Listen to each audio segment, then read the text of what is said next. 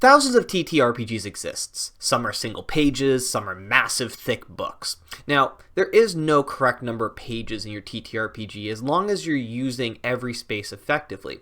But as a developer, we need to understand that not only does this feel competitive, it's daunting for the consumer to come in and pick up a new book and learn brand new rules from the ground up. So today we're going to talk about what you can do and what we've done here on Ethereal to make our books more accessible, more legible for the reader. Let's dive in. Hi, I'm Ryan, lead designer of Ethereal here at Fineground Cryptids, and today, before we jump into this topic that I'm very excited to discuss, I just wanted to let you know that the quick guide for Ethereal is coming out very soon. So if you want to see the topics that we're talking about in today's video applied in an actual situation, make sure to subscribe so that you know when our quick guide's available and how to get your hands on it. So, accessibility. This is a topic that I'm very passionate about, and over the last few months I've really dove in and figured out what we can take and how we can apply it to our own game. The things that we discuss in today's video are a start of what we've really already applied to Ethereal, what we're planning to apply, but we're constantly growing and learning and refining too. So if you have your own suggestions or ideas of how you apply accessibility to your game, make sure to let me know in the comments below. First, let's define what I mean by accessibility.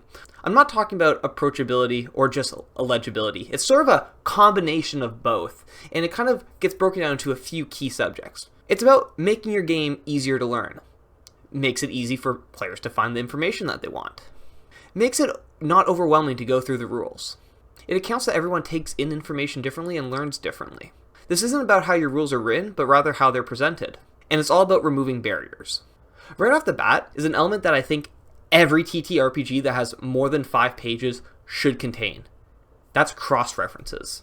Cross-references are those small snippets that you put after a set of rules to direct somebody else later into the book or even earlier. The point of it is that if you mention a rule that hasn't been fully covered yet or has been a while since it's been covered, you reference where the player can go back and read that. What that does, it helps them easily find rules, or if they're flipping through and learning the book for the first time and they want to quickly know what you mean by a certain keyword, they can quickly find it without having to go all the way back to the very beginning of your table of contents, where if it's something more niche, might not even be there. Cross-references are something that are actually very easy to apply, and I'm actually going to show you right now in InDesign how you can do it. Okay, so here we are in the Ethereal quick guide, and we're going to add in a quick page reference, and I'm going to show you how quick and easy it is. So first of all, you go up to Window, you're going to go down to Type and Table, and you're going to click Cross-Reference. It's going to open up this little window. You can see all the previous cross-references I have. And we're going to take this rule here. Some enemies may have a soak so high that your average blah blah blah. Soak is a rule that we haven't referenced for a while in this book. We're going to put a quick little page reference. You're going to click Create New Cross-Reference here. It's going to open up a new window. You can now sort by your paragraph styles, or you can just search for specific text. I know for a fact that the space I want to reference is called Fortification and Soak. So I'm going to just start typing that, and we can see it right here.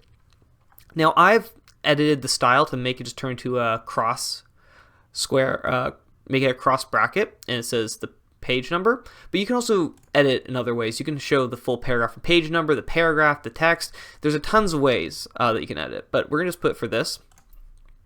And now the great thing is if I move that page somewhere else later on, it's gonna auto update. So watch, if I move this down here, page 20, if I move this down here, automatically updated to page 33. So once you set this up once, you're good to go. And you don't need to put this in every rule. It's only the rules that if you find you haven't referenced them for a while.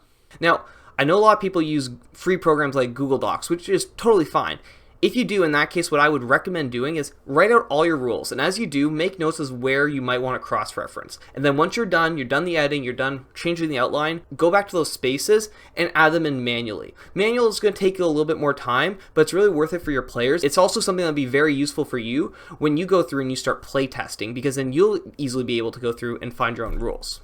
Next up is color coding. It's a great way to make keywords really pop on your page. It breaks up that black text that goes across and it makes something really stick out, something very important. For example, in Ethereal, we use it very heavily in our character creation section. We take keywords such as wounds, fortification, even special terms that are dedicated to each individual subclass, and just add some color in there. So when you're going through, you can easily find something you're looking for. So if you're looking for something that's about healing wounds, you just have to look for that splash of red. Or if you're looking for something that's going to be directly related to your specialty, you look for that splash of orange. Now, I will note, we haven't really finalized the exact color coding system, so this might change in our own game, but the idea still stands the same. For games with a heavy amount of spells or feats or just a lot of options, it could be a lot of weight and be very daunting for a new player to come in and take all that information in. It'll make them worry about if something is the wrong choice, or perhaps they're going the wrong direction that they'll regret later. On top of this, if it's information that the player needs to come back to multiple times, every time they're going to have to search through and find something. If it's something like a spell, maybe they pick one spell now, but they come back 2 levels later and pick a new spell, they're going to have to flip through and read through a lot of this information again, because they're probably not going to remember it. One thing that we found that really helps circumvent this is using tables. Let's use our spell system for example. In Ethereal, we have 4 classes of spells with about 14 to 15 spells currently each. Now, that's still a lot smaller than other spell systems, but our spells do have like stacking effects on them, which can create a lot of tension for you to have to read through. So, what we've done is we create 2 tables. There's one table at the beginning of every spell class. What this table does is it gives a very short summary of some key information for your spells. It starts with, obviously, the spell name. Then it shows what cost it is for that spell, so you can determine, oh, do I need a higher cost spell or a lower cost spell based on where I am in the game. And then most importantly, it gives you a quick, brief, couple keyword summary on what the spell does. It's not going to give you the full-on description, but now if you know you're looking for something that's in combat or out of combat, something that heals, something that's more about damage, you can quickly find that and then go into that specific spell rather than have to read through every spell looking for it. Now, we do have keywords highlighted also in the spells to help players even further as they go in. Now, the second list, however, comes at the very end. After you've gone through all the spells, we have one called the Quick Pick Guide.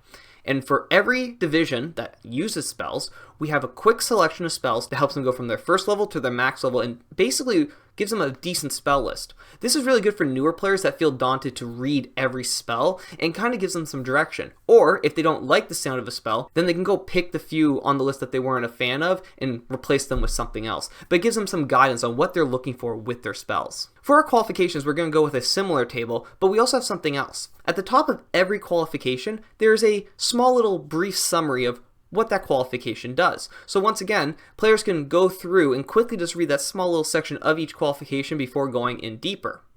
What we also made sure to do though was that the qualification names also make sense to what you're doing. If you're going to pick the Gambler qualification, you probably know by just reading the name it has something to do with luck-based stuff. Or if you pick Resilient, it probably has something about being sturdier or tankier, which is a great spot to start. Which is a great segue into our next section, which is naming things. It's pretty self-explanatory. Whenever you name a rule or an ability or even a subclass or class, it should evoke some sort of emotion and immediate thought that when you read it, you don't have to think too much about what it could potentially do. That really helps new players and returning players quickly pick stuff that they want or just understand at a very quick glance of the general concept behind it. Now, let's talk character sheets.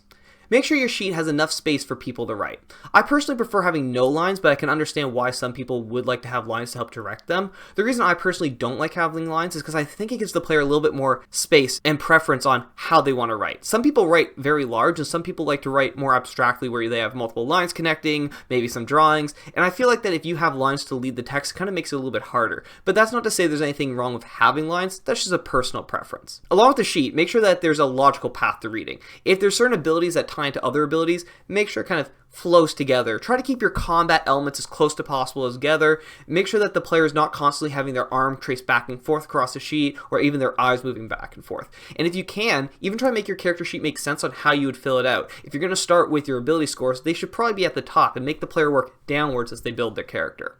Along with the character sheet, I highly recommend including some sort of one-pager cheat sheet. This is good not for only new players, but even returning players to quickly reference on remembering things that they can do, quick reference on how rules work. We also like to include rules that the players might normally have to reference the book more regularly. For example, we have a quick read of all the conditions on ours, and we also have a quick description of how the madness level works, as those are elements that the players will probably be interacting with a lot, and you don't want to always have to flip to a certain page in the book, so it's nice to have it in one space.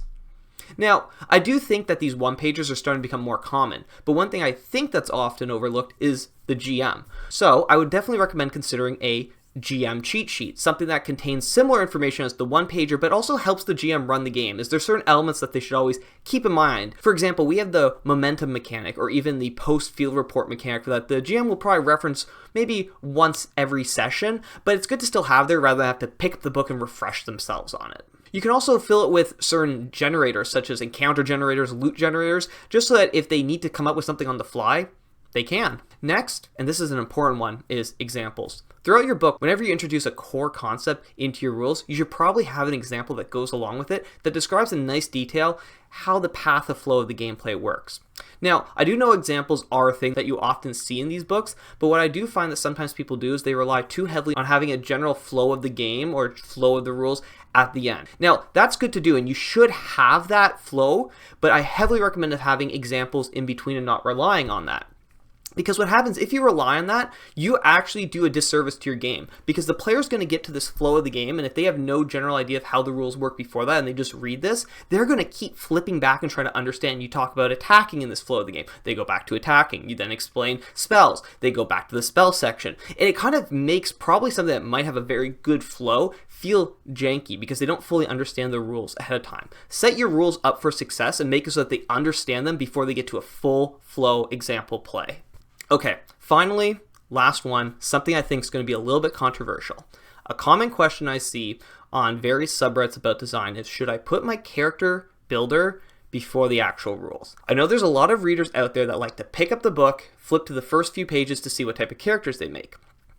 Now, that's fine. But in terms of accessibility, your rules really should come first. If you position your book up front with a proper introduction and setting, that should give an okay idea already of what type of characters you can make. If character creation's first, that's going to mean nothing to 99% of the players that pick up your book for the first time. They're going to take your book and they're going to flip halfway through to find the rules. So instead, the rules should be up front. Don't make new players have to dig and find the rules. And for the returning players, they can use the table of contents to find the character creating section. Now, I know what you're going to say, but Ryan, new players could also use the table of contents to find where the rules start.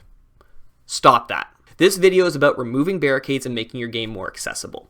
As soon as you put your rules further in the book, what you're requesting new players to do is to go to the table of contents, comprehend what they're reading in the table of contents, find where the character creation actually stops and the rules that are important actually begin, and then flip there. That is a lot of demand for a new player. Now, I know that doesn't sound like a lot, but it is an additional barrier. You're asking extra from something that is already overwhelming to a new player. For smaller TTRPGs, it's not as bad, but if you're talking about something with a couple hundred pages, putting your rules halfway through adds a lot of work and a lot of extra comprehension when you're looking at that table of contents. But hey, at the end of the day, it's your game. If you wish for your players to open up the book and see a bunch of information and keywords that doesn't mean much to them and has very little value, it's your game. You do what you want. That's just my opinion. And with that cold hard truth, we come to the end of today's video. Let me know down in the comments what sort of accessibility you have applied to your game or you've seen done really well in other games that you think should be the standard. And with that, thanks for watching. I'll see you next time.